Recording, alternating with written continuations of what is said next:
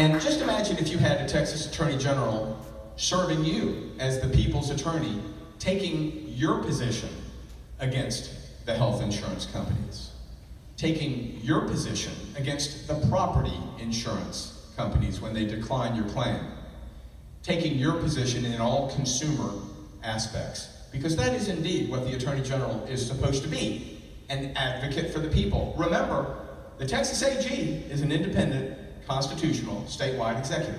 You're not the governor's lawyer. You're not the legislature's lawyer.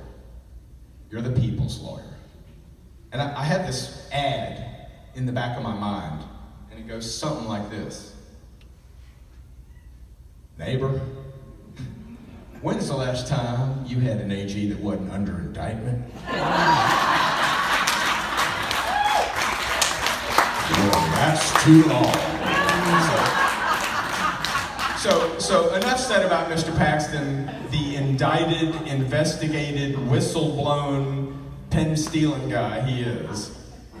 We're going to just wait until they finish their primary, and then the adults in the room will have the campaign ready for him. So just look for that. Now, let's talk a little bit about the Jaworski platform, and then I'm going to say God bless if there's questions, because that's what we are. We're in an intimate environment. We can play some more music, but we can answer some questions too.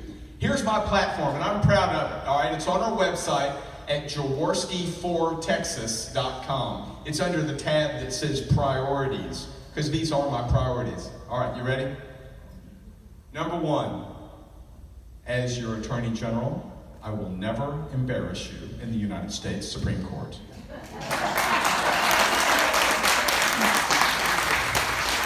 I'll never embarrass you in any court, state or federal, because when General Jaworski files, it will be to protect Texas consumer rights, not to pull a political stunt to get on Maria Bartiromo. Number two, as your Texas Attorney General, I will support the Affordable Care Act, period, end of story. And what that means is finally you'll have a statewide office holder who understands that it's a good thing to draw down $5.6 billion a year in Medicaid, because that's a great way to insure men, women, and children. And it's a great way to sustain our vital network of rural hospitals. Now, that's the first time you've heard me say rural. This is a campaign that respects rural Texas as well as urban Texas. Now, here's something. As Texas Attorney General, you can't pass laws. Now, you can write opinions about the law, but you don't have the power to pass a law. That's for the legislature, obviously. But as a constitutional statewide executive, with your own staff and your own budget, you have an obligation to be a thought leader. And sometimes there are things you can campaign on. Like when John Hill in the 70s campaigned to be Texas Attorney General, he asked the rhetorical question, why is there not a direct consumer action available to individuals when they get ripped off? Well, he campaigned on that, he won, and he said, well, it must have been something I said. So he was the first person to testify when the legislature convened in January, and behold, the Deceptive Trade Practices Act was passed. Good on him. What is something now whose time has come that has a toehold in social and criminal justice? I think I know. Texas, we need to legalize cannabis. Yeah.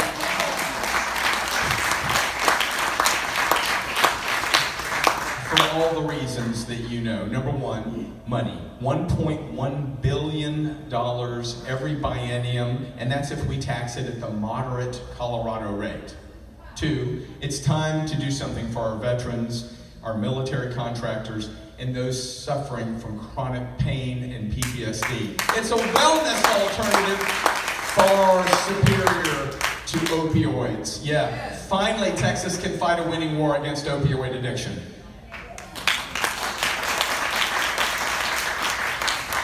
But perhaps the most important reason to legalize cannabis in the state of Texas, get with the program like 2/3 of the states in the union, is this. I have a question, ladies and gentlemen of the Uptown. How much longer are we as a state going to stand by while young adult lives, principally lives of color, are imprisoned in private prisons, mainly, for personal use possession of a flower that grows out of the ground so that someone can make a profit off their incarceration. That is a sick society.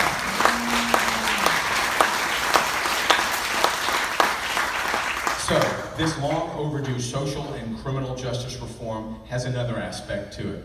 Yeah, we can fund the police. Don't let them hang this phrase, defund the police, around you, Democrats. It's a lie. If we do away with this wasteful, petty prosecution, finally, we will save $300 million a year so our police and prosecutors can fight real crime, like white supremacists, militiamen, like gun crimes, like domestic crimes, murder, rape. You know the drill. That's how we do it.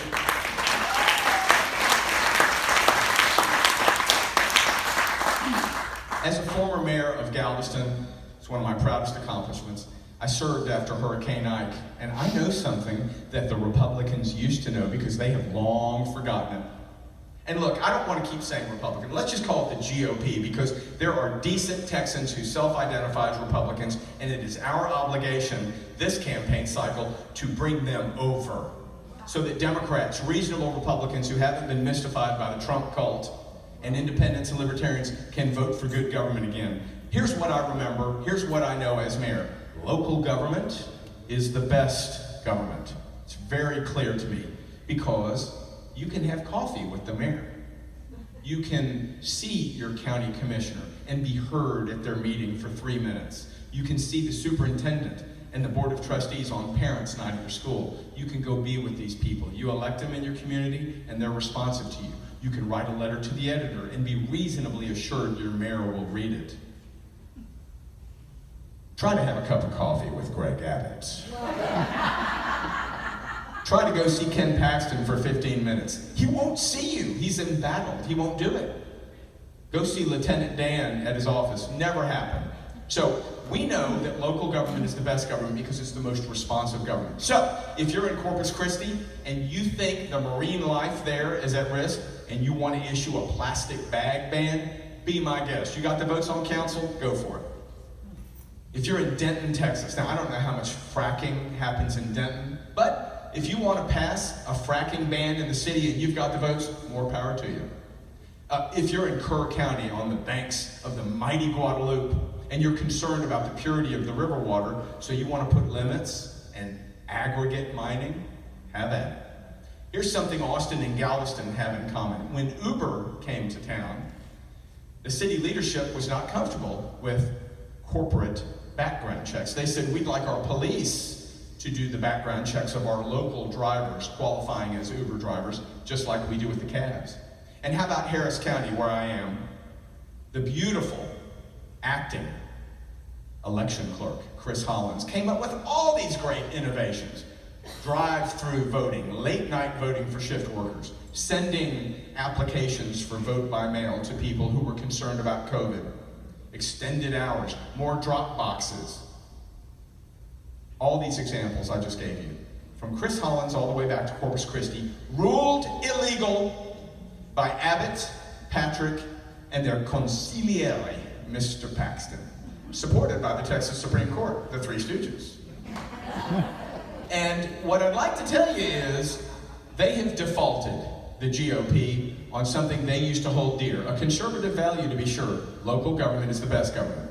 It's like the GOP is hating on our most basic sense of identity, our hometown. Well, their time's up, folks, because good government is coming back in style. And I want you to know it's not just a question of, blue urban cities. It's also rural cities, because what I say to Abilene and Amarillo is they're coming for you next. And it's true, because the governor and the lieutenant governor and the general want what? No tax dollars to be spent lobbying on the legislature. Well, it's a shame, because I'm sorry, it's a every 2-year legislature that meets for 140 days. Byzantine is the best word you can give it. How else are we supposed to get anything done unless we have a lobbyist? Why should the corporations have it, but the cities and counties can't? It's unfair, it's bad government, and the gig is up, Abbott, Patrick, and Paxton. So, just remember, local government is the best government, and now the Democratic Party is the holder of the flame for that. Here's my final point, guys. It all comes down to this. I'm saving the best for last.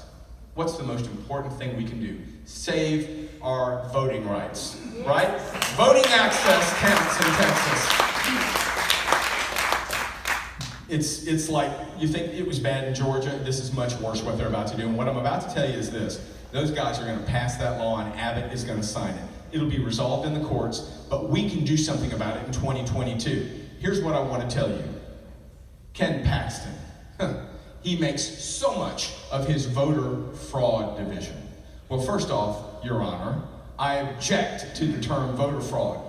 You and I are the voters. We are the direct consumers of democracy. Did you vote illegally last time? I didn't. Do you know anyone who voted illegally last time? I don't. Now, election fraud? Yeah. If some candidate breaks the law, throw the book at him. Seriously. But voter fraud? I don't think so. I don't know anyone who's ever done such a thing. And if they do, it is so de minimis, it is so minimal as to almost be non-apparent. Look, people speed on Interstate 10 and Interstate 35. We give them tickets when they do. But the response isn't to shut the freeway down to one lane and make everyone go 20 miles an hour, is it?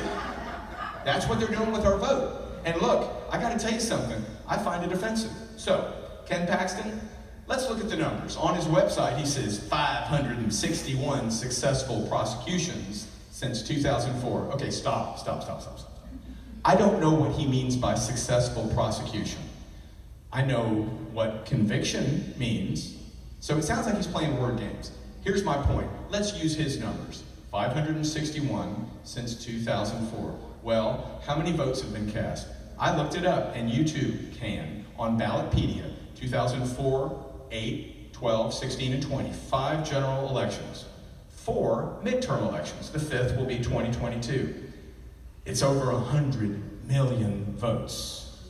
So if you divide 561 into 100 million, the number is impossible to read because it's so small, and it's like the same percentage of the bad stuff that's in the water we drink every day. So what I'm telling you is, no one is defrauding the election, and yet they want to shut it down. So let them take their best swing. We'll see them in court, but more importantly, we'll see them in 2022, where you and I are going to be working together to elect the first Democrat statewide in over a generation. Ladies and gentlemen, it will be my honor to be your man on that. Thank you so much.